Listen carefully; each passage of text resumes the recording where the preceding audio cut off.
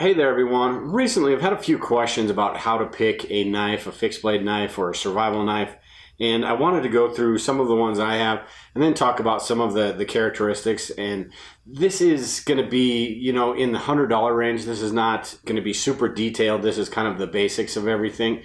There's a lot of detail that goes into something once you get above that $100 range.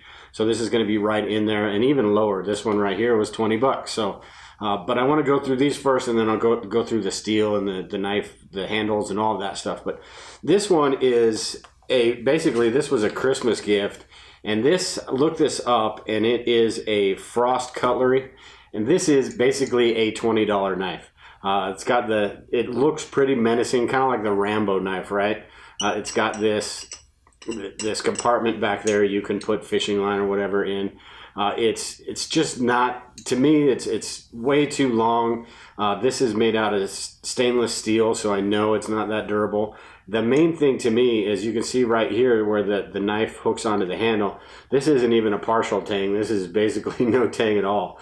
So this could break very easily. I have a feeling this isn't all that strong a material anyway.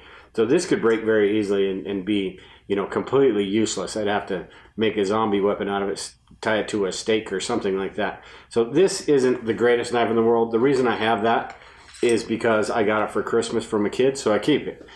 This one right here is the Schrade, and this is just probably stainless steel. They probably call it surgical stainless steel, which there's no such thing, but this Schrade right here, this is an Sch F45, and this is another cool looking knife.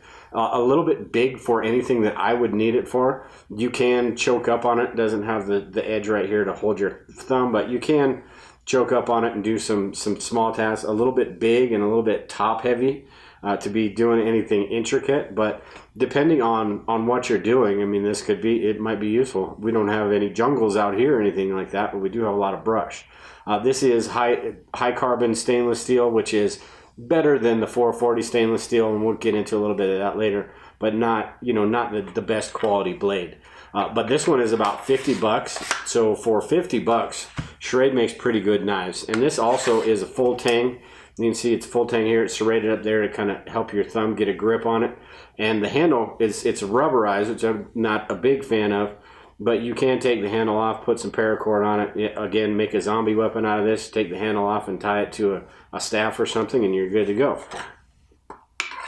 But not a bad knife for the $50 price range. Now this is another one. This one is from Stat Gear, and this one's kind of more of I like the smaller ones. I think this is a 4-inch blade. But this one was about $45 from Stat Gear, and this is another one that I wouldn't want to depend on something like this in a survival situation. But this is a good knife maybe to kind of use it and abuse it and see how well it's going to stand up. Find out what you're going to be doing with it, and then kind of go from there and figure it out. This one, I don't know. It seems like it's a full tang, but I'm not real sure what's going on inside this handle here. It's got the pommel in the back, but I don't know if that is a separate piece from the actual blade or not. There's no way to open this up and find out, and the only way to find out is when it breaks. Another thing that I didn't like with this is it had a ferro rod that came with this, which I thought was pretty cool, and it just kind of hooks in with a magnet. Well, that fell out and it's gone, so I don't know where it is. I've got plenty of other ferro rods though. It does have a little sharpening stone, whatever that is, metal piece back here. And you can cut paracord with this little thing right here. So the case is pretty neat. The knife itself, I'm just not sure how long this would last. But like I said, for 40 bucks, it's one of those that I don't mind going out and using it for stuff and seeing. And if it breaks, it breaks. This is one that I use quite a bit, and this is my Rat 5. And this is made by Ontario Knife Company, and these guys used to be partners with Esse, E-S-S-E. So this looks almost identical to an Esse-4. And this knife is made with carbon steel. It's got a micarta handle. It's full tang. It's got the thumb grip, I suppose, up here.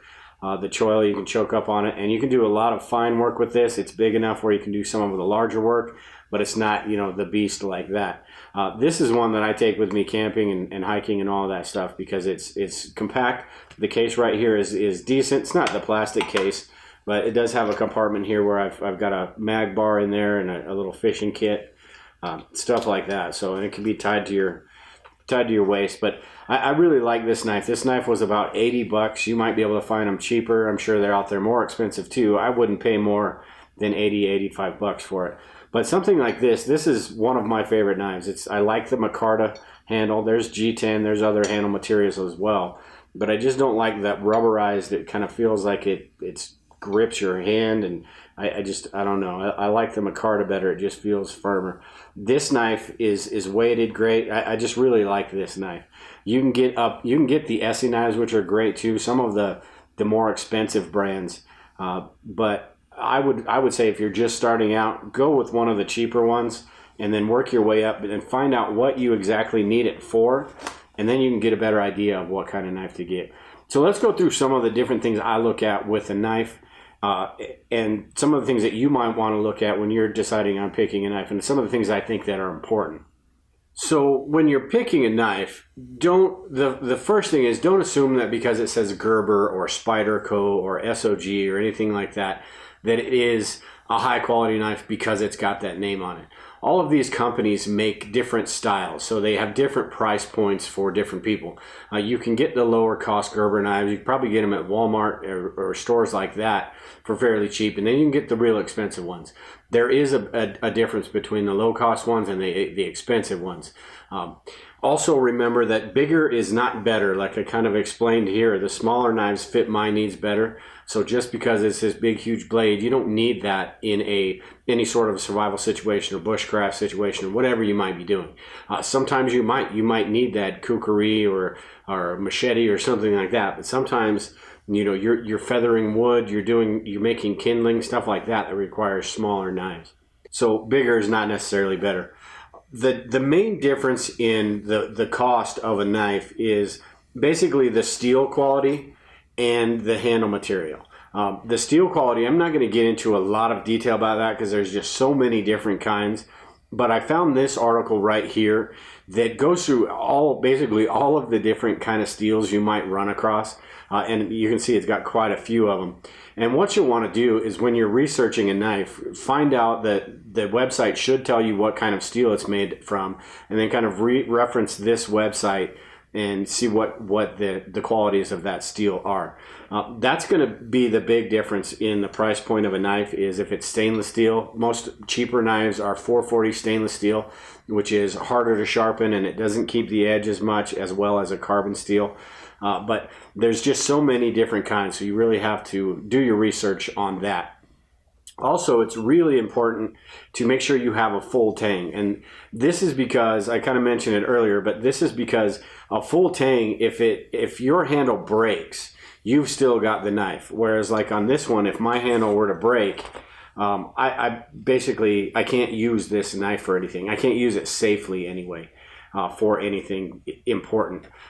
One thing to note on that as well is the knives that, you know, stainless steel and they don't keep their edges well, you're going to have to put more pressure as you're doing stuff. So a dull knife is more dangerous actually than a sharp knife, believe it or not, because you've got to press, you've got to put more pressure, you've got to put more manpower into it, which could cause slippage, which it's a lot more dangerous. You get a sharp knife, you can be more intricate and it will do what you want it to do. So maintaining a sharp knife is also important. So the blade quality, the steel quality, a full tang with a pommel in the back, that way you can hit stuff. You don't have to use your blade, damage your blade for anything. If you needed to break out a window or anything like that, hammer a stake into the ground, you can use that pommel. So the pommel is important as well.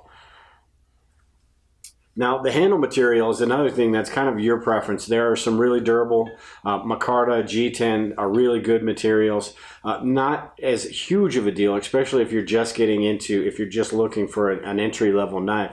Not a huge deal, but I do like the micarta, really high quality, really durable, and the G10 as well. So the handle material, like I said, not a huge deal, but you want to be comfortable with your knife. And if you're comfortable with it, like I said, I don't like the rubbery stuff because it feels a little bit sticky. Where this is just, you know, it's durable. You can tell your hand's not gonna slip or anything like that.